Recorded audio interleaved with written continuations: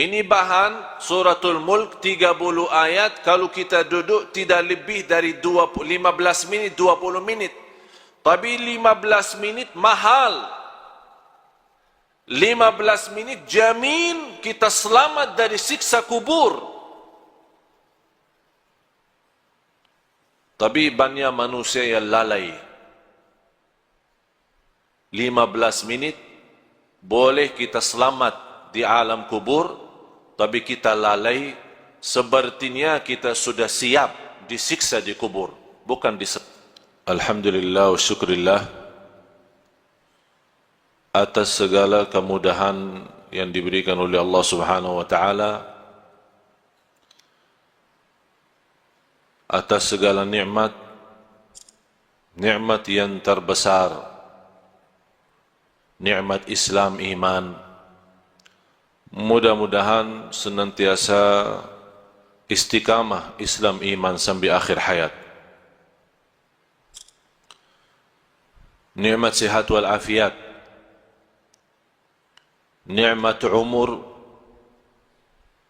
Sampai saat ini kita boleh dalam sisa umur kita menambah iman, menambah takwa, menambah amal salih, mengisi tabungan-tabungan kita di akhirat. Karena tabungan itu dua, ada tabungan dunia, boleh berguna, boleh tidak berguna. Tabungan dunia, kalau kita isi tabungan kita di bank, tabungan kita di rumah, untuk punya keperluan dalam kehidupan kita sehari-hari, boleh jadi kita meninggal dunia belum kita manfaatkan. Tapi kalau tabungan akhirat, mengisi amal salih, mengisi ikhlas, mengisi puasa, mengisi salat malam, mengisi salat sunnah-sunnah, duha, sunnah wudu, tahiyatul masjid, banyak amal-amal salih lainnya, kita boleh dapat tengok nanti di hari kiamat apa isi tabungan kita di akhirat. Kita sebagai umat Islam semestinya perhatian kita bukan tabungan dunia, tapi perhatian kita kepada tabungan akhirat. Karena tabungan akhirat itu yang kita ketemu, itu yang kita dapat, itu yang kita rasakan. Sebagaimana seorang murid ditanya oleh gurunya, kamu sudah belajar sekian tahun bersama saya, apa yang kamu dapat belajaran? Kata seorang murid, saya dapat belajaran seluruh manusia punya kawan, punya sahabat. Tapi begitu meninggal dunia, itu sahabat tidak boleh ikut, pisah. Mana ada sahabat kita yang rela, ikhlas, mau masuk jadi sahabat kita di dalam kubur? Tidak ada. Biarpun sahabat rapat, sahabat akrab, kalau kita sudah masuk kubur, dia minta izin, maaf, saya tidak boleh ikut, pisah. Kata murid ini kepada gurunya, saya mendapatkan pelajaran kalau manusia mengambil sahabat akrab, tapi begitu masuk kubur dia boleh pisah, saya jadikan amal salih adalah sahabatku. Saya jadikan amal salih adalah temanku. Saya jadikan amal salih adalah akrab dan rapat samaku. Karena saya yakin begitu saya meninggal dunia, masuk kubur, satu-satunya yang boleh temani saya, yang boleh sahabat sama saya, yang boleh ikut sama saya adalah amal salih. Dan sudah Rasulullah sallallahu alaihi wasallam menjelaskan di hadis yang sahih, yatba'ul mayyit thalath, diikuti orang meninggal dunia 3. Ahluhu wa maluhu wa amaluh, keluarganya, yang kedua harta, yang ketiga amal.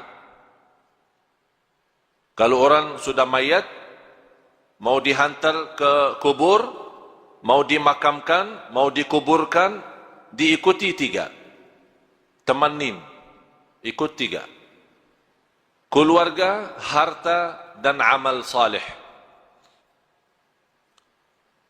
Begitu mereka sudah dikuburkan, sudah ditanamkan, kata Rasulullah, pulang 2. Diam 1.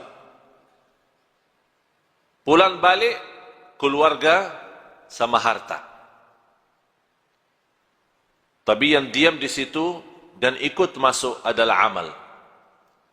Amal salih maupun amal tidak salih.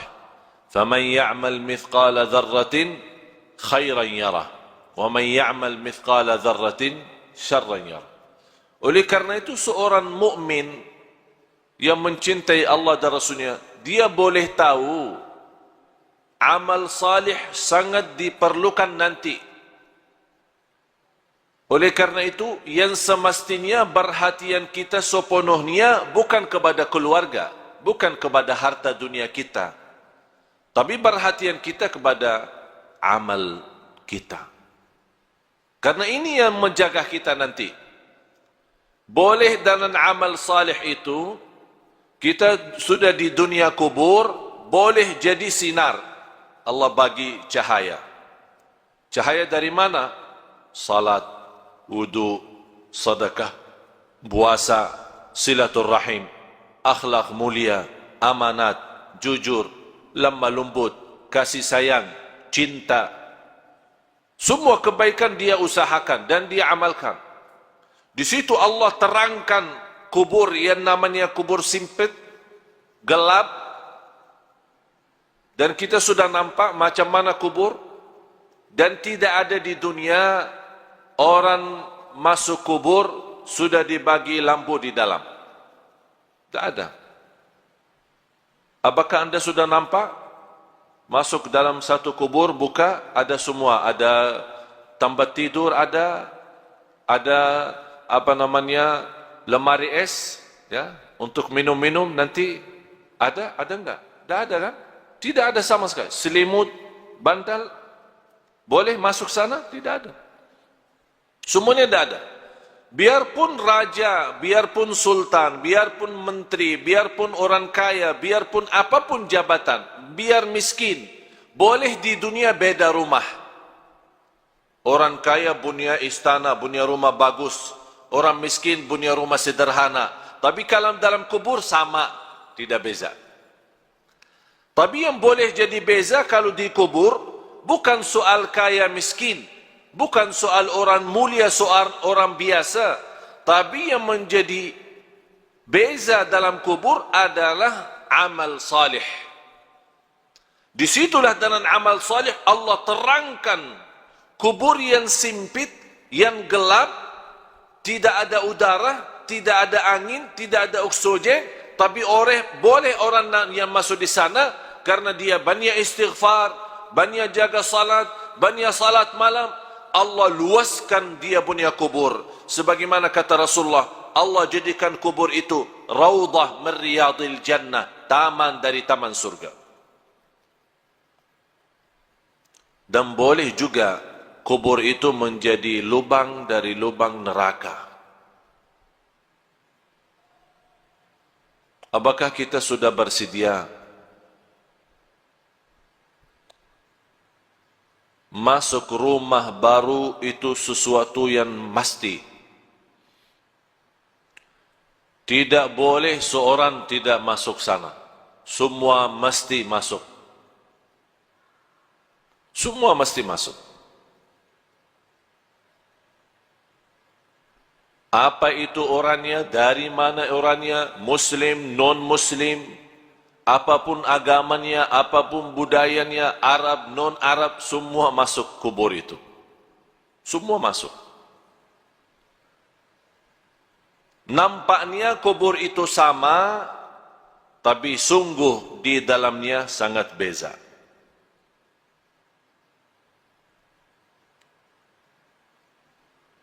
Kemarin ada seorang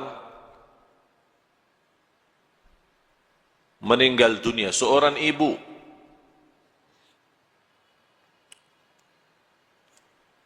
Keluarga menceritakan sekian tahun sudah meninggal dunia. Ada satu projek dari pemerintah mau buat jalan di situ. Jadi semua makam-makam kuburan yang ada di situ mesti dipindah. Pas mereka dikubur seorang ibu yang sudah meninggal dunia sekian tahun, dibongkar kubur, dibuka, dicium harumnya macam harum misk. Semua orang yang datang bekerja merasa harumnya luar biasa. Harumnya membuat hati tenang. Harumnya yang tidak pernah kita dapat di dunia. Itu keluar dari dia punya kubur. Akhirnya ditanya dia punya keluarga, apa amalan seorang ibu ini sambil boleh dapat kubur macam itu harumnya? Mereka menjawab, ibu kami tidak pernah tidur malam hari sampai membaca surat Al-Mulk, Tabarakalladzi biyadihil mulk. Setiap malam Allah bukan hanya terangkan kuburannya, tapi Allah harumkan. Harum luar biasa. Dan itulah kata Rasulullah sallallahu alaihi wasallam, 30 ayat, 30 ayatan syafa'at li sahibiha, 30 ayat yang membantu, yang menolong seorang masuk kubur, diselamatkan oleh Allah dari siksa kubur. Apa itu 30 ayat? Tabarakalladzi biyadihil mulk. Dan ini juga menjadi sunnah Nabi kita, Nabi Muhammad sallallahu alaihi wasallam. Sekarang tuan-tuan jamaah sekalian cuba bertanya diri, berapa kali kita baca surat Al-Mulk? Ini bahan suratul Mulk 30 ayat, kalau kita duduk tidak lebih dari 15 minit, 20 menit. Tapi 15 menit mahal. 15 menit jamin kita selamat dari siksa kubur. Tapi banyak manusia yang lalai. 15 menit boleh kita selamat di alam kubur, tapi kita lalai, sepertinya kita sudah siap disiksa di kubur, bukan diselamatkan. Na'udzubillah. Oleh karena itu, tuan-tuan jamaah sekalian yang dimuliakan Allah subhanahu wa ta'ala, dirahmati Allah sekalian, baca surat Al-Mulk. Niat kita diselamatkan oleh Allah dari siksa kubur. Diselamatkan oleh Allah dari kubur, lubang dari lubang neraka. Menetapkan hati kita saat ditanya oleh Munkar Nakir, kita boleh pandai jawab. Ini semua barakah surat Tabarak. Tabarakalladzi biyadihil mulk wa huwa ala kulli syai'in qadir, alladzi khalaqal mauta wal hayata. Allah menciptakan mati dan hidup, liyabluwakum ayyukum ahsanu amala. Diuji kalian siapa di antara kamu yang sebaik-baik amalan. Yang saya herankan, umat Islam yang segitu indahnya Islam, segitu mudah amal salih, tapi banyak yang malas. malas alasan sibuk, malas alasan hawa nafsu, malas alasan dunia, syahwat, harta, anak, keluarga. Kalau sudah masuk di dunia kubur, baru dia nampak hakikah berlaku dan perbuatannya. Di situ dia bercakap, ya Allah, kurbankan semua keluarga saya siap. Saya ikhlaskan semua jadi kurban. Orang tua saya, istri saya, anak saya, cucu saya, harta saya, semua masuk neraka. Tapi ya Allah, saya mau selamat sendiri. Itu berkata orang kalau sudah masuk di sana, dia akan nyesal, dia akan sedih. Tapi tidak ada guna kalau sudah nyesal di dalam sana. Tidak ada guna. Sekarang nyesal ada guna. Kalau nyesal merubah kehidupan kita menjadi lebih baik. Kalau kita sedih menjadi orang segera taubatan nasuha, mengisi amal salih, mengisi taqwa dan mengisi apa yang diridai Allah Subhanahu wa taala. Baru akan terwujud saat kita menghadapi kematian. Ya ayyatuhan nafsul mutmainnah, irji'i ila rabbiki radiyatan mardiyah. Ini sebuah penghargaan yang luar biasa istimewa dari Allah. Ini Allah panggil, hei jiwa yang tenang, sini, jangan takut, jangan khawatir. Allah sambut, Allah jumbut, Allah muliakan orang-orang yang berjuang dalam kehidupannya karena Allah, dan dia wujudkan, qul inna salati wa nusuki wa mahyaya wa mamati lillahi rabbil alamin. Dia wujud hidupku, matiku karena Allah. Di situ nanti di akhir hayat Allah jaminkan husnul khatimah. Tuan-tuan jemaah sekalian, sisa umur kita tidak ada yang boleh tahu. Sudah saya silaturrahim kali ini yang ke-7. 7 atau yang ke-8? Kurang, yang ke-7. Saya sudah ke-7 kali ke Malaysia. Allah izinkan bersilaturrahim. Semalam alhamdulillah dengan izin Allah kita kasih di salah masjid di Putrajaya.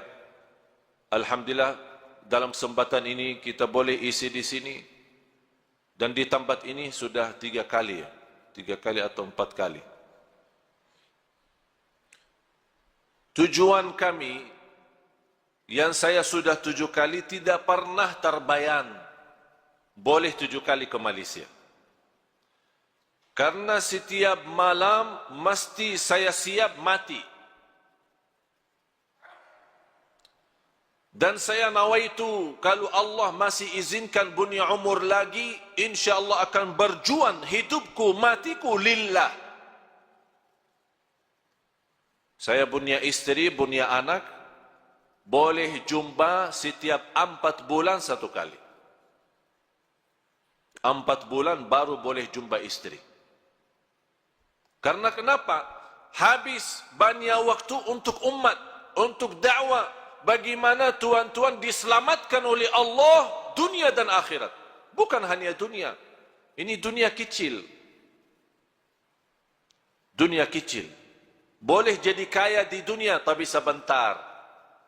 Boleh nikmat sebentar. Punya jabatan sebentar, semua mau habis. Apapun kekuasaan, keturunan, kebahagiaan, harta, bisnis, usaha, semua itu boleh anda dapat tapi sebentar. Yang menjadi harus menjadi nilai bagi kita akhirat. Akhirat. Bal tu'thiruna al-hayat ad-dunya wal akhiratu khairun wa abqa. Hidup di akhirat itu jauh lebih indah, jauh lebih lama, tidak ada sebentar kalau akhirat. Selama-lamanya. Sekarang saya bertanya, mau hidup di dunia senang sebentar tapi di akhirat susah selama-lamanya.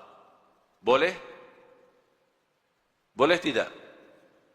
Senang dunia, senang, sehat, afiat, semua bagus, rumah bagus, kereta bagus, istri cantik, anak banyak, harta di mana-mana, usaha, bisnis, haji, umrah setiap tahun.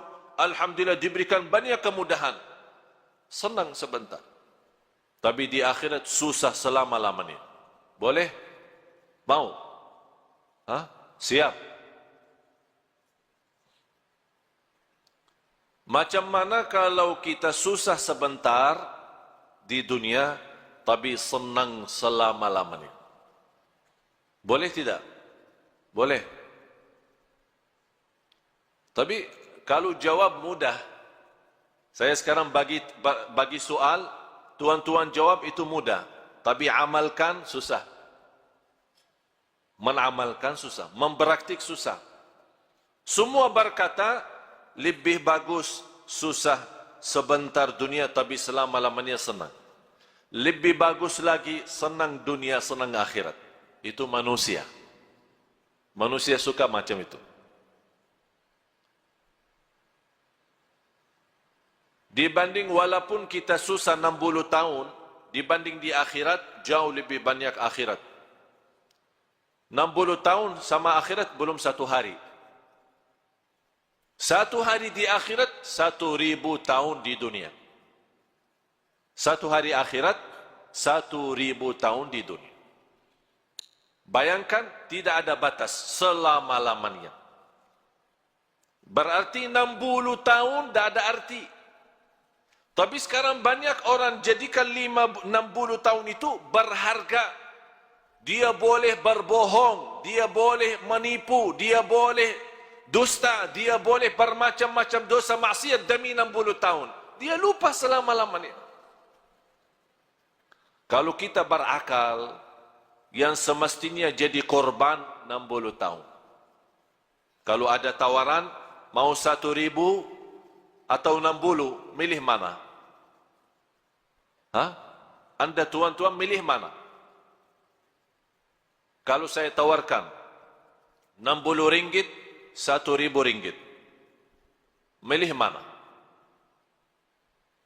Tak ada orang kata sedikit ikhlas lebih baik daripada banyak ikhlas. Saya mau yang banyak ini. Biarpun tidak ikhlas, tidak apa. Tapi 1000 saya dapat. Itu sifat manusia. Suka mengambil yang banyak, suka mengambil yang tinggi. Tapi semestinya yang tinggi ini bukan di dunia, ini semua di akhirat. Kalau di dunia ini apapun nikmat, apapun kita dapat, semuanya kecil, tidak ada arti untuk akhirat. Oleh karena itu pandai seorang, cerdas seorang, mulia seorang, yang dia selalu mengutamakan akhirahnya. Bukan berarti tuan-tuan salah faham, tidak boleh urus dunia. Urus dunia silahkan. Urus dunia.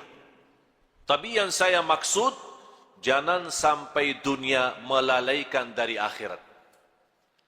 Yang semestinya dunia menjadi jabatan untuk akhirat. Menjadi jembatan naik ke akhirat. Membawa kita dapat ridha Allah. Tapi bukan dunia membawa kita masuk neraka. Ya ayyuhalladzina amanu qu anfusakum wa ahlikum nara. Hei orang beriman, jagalah dirimu dan keluargamu dari siksa neraka Jahannam. Itu yang mesti kita jaga.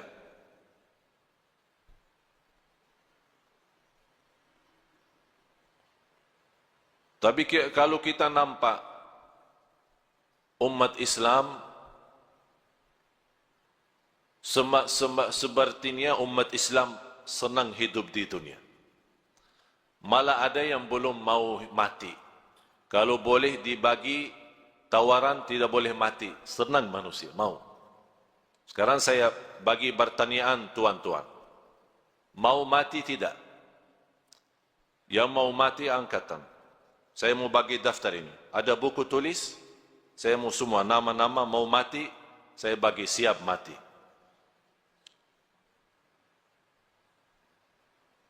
Kenapa kita takut mati? Karena semua kita tahu diri. Semua tahu diri. Masih banyak kurang. Belum sempurna ikhlas, belum sempurna iman, masih banyak kekurangan amal salih, masih banyak dosa maksiat, ya takut mati.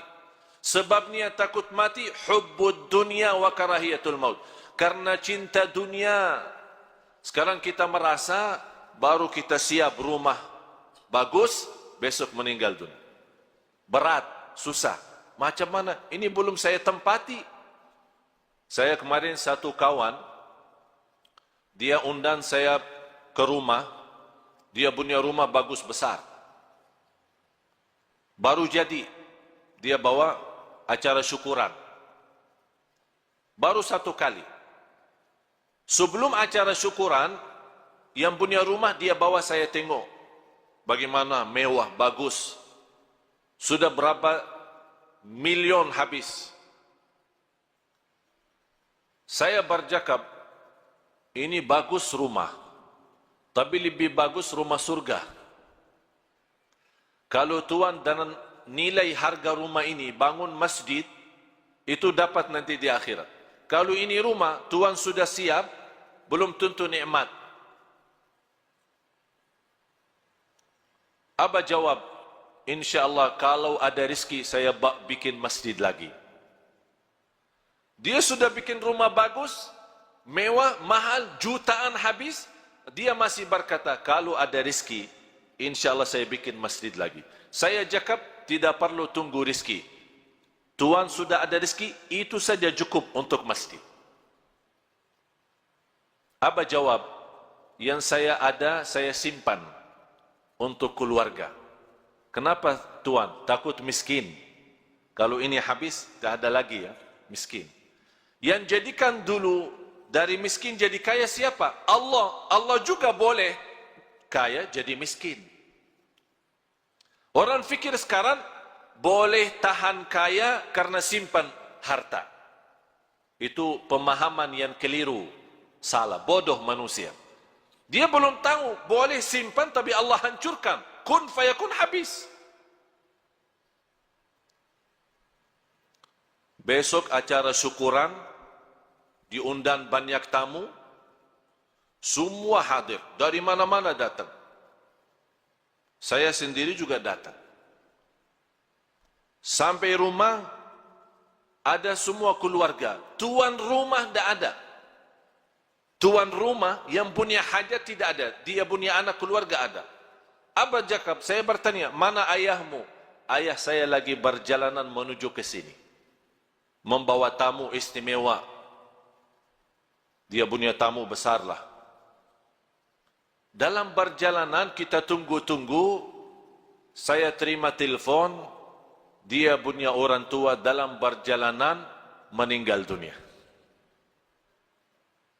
Sekarang rumah bagi keluarga jadi sial. Tidak boleh ada masuk. Sekarang rumah kosong.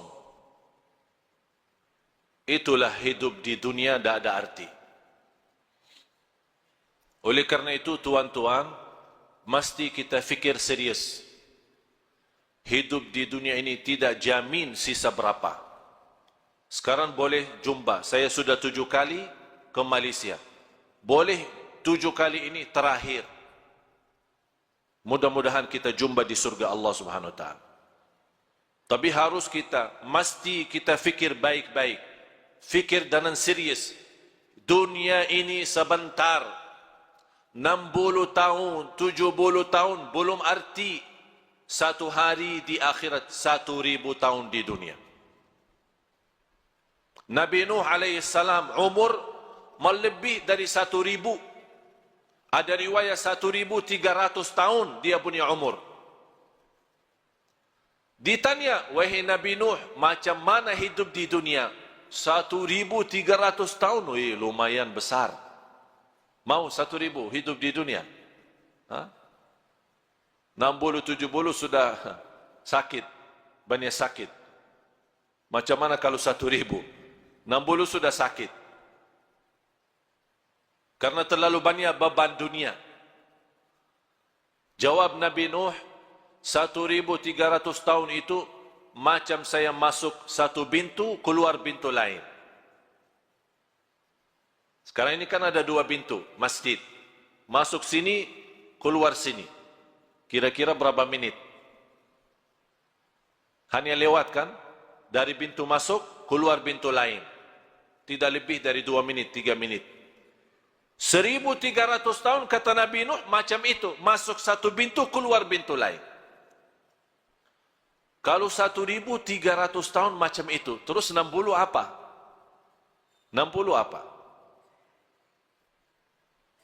Satu ketik mata, 60 itu sama akhirin, udah habis. Coba tutup mata, buka langsung. Boleh?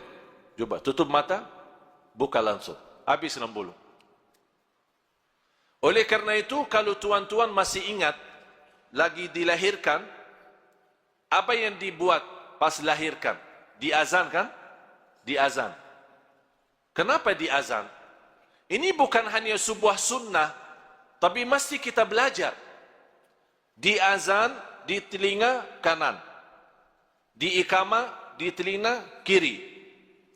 Kemudian kalau kita meninggal dunia disalati, salat jenazah. Saya dapat belajaran, saya pernah berfikir, ya Allah, kenapa kita lahir dunia di azan, meninggal dunia di salat? Saya dapat belajar, habis berfikir, minta ilham dan taufik dari Allah, saya dapat umur manusia antara azan dan salat. Umur manusia antara azan dan salat. Kalau sekarang kita masuk masjid, mula azan, selesai salat, berapa menit? Macam berapa menit? 15 menit? 20 menit? Saya kasih bonus 30 menit. Mula azan sampai selesai salat 30 menit. Artinya tuan-tuan, hidup kita di dunia sama akhirat hanya 30 menit. 60 tahun 30 menit sama di akhirat. Tapi banyak orang yang sudah tertipu oleh 30 menit. Itulah kata Allah, innahu kana zaluman jahula, sungguh manusia sangat zalim dan sangat bodoh. Mohon maaf tuan-tuan, kita sebagai manusia tapi bodoh. Kenapa bodoh? Ini kata Allah, manusia bodoh. Kenapa Allah berkata manusia bodoh? Karena dunia yang 30 menit boleh ditipu daripada akhirat yang selama-lamanya. Oleh karena itu, pandai seorang yang dia tahu, oh dunia ini bahaya. Yang paling buruk itu dunia. Dunia ini fitnah. Harta itu fitnah. Keluarga itu fitnah. Pandai seorang yang boleh jaga diri dari fitnah. Jangan sampai terjumus dalam fitnah. Kalau kita sudah terjumus dalam fitnah, na'udzubillah, susah dunia, susah akhirat. Tapi kalau kita kurbankan dunia, selalu utamakan akhirat, sungguh Allah akan datangkan dunia kepada kita. Allah datangkan. Ini dunia milik siapa? Milik Allah. Bukan milik kita. Apapun yang kita berjuangkan, mesti kita yakin tidak akan lebih daripada apa yang ditentukan oleh Allah. Mau kerja 8 jam, mau kerja 24 jam, sama. Rizki yang Allah takdirkan, itu saja. Tidak boleh lebih. Oleh karena itu, mesti kita berfikir lagi. Perbaiki fikiran kita, pemahaman kita terhadap dunia. Dan fikirkan setiap hari kita boleh mati. Ini hari ini Jumat. Kita selalu berdoa, ya Allah panjang umur, sihat wal afiat. Kita selalu berdoa. Istiqamah Islam, iman sampai akhir hayat. Tapi doa tidak cukup. Kalau sudah datang kematian, boleh orang dia masuk masjid, salat Jumat, meninggal dunia. Sebelum dia datang ke masjid, dia sudah bagi berita, bagi kabar, bagi telefon, ada janji, ada meeting, ada urusan. Nanti saya lagi mau salat Jumat di Darussalam. Lepas Jumat insya-Allah kita jumpa makan siang sama-sama. Kawannya tunggu 1 jam, 2 jam. Ini mana? Di telefon. Mohon maaf, telefon yang Anda hubungi non-aktif, tidak dapat dihubungi. Ini macam mana? Besok dia cari, kawan mana ini? Saya sudah janji, lepas Jumat mau makan sama-sama. Sudah almarhum, meninggal dunia.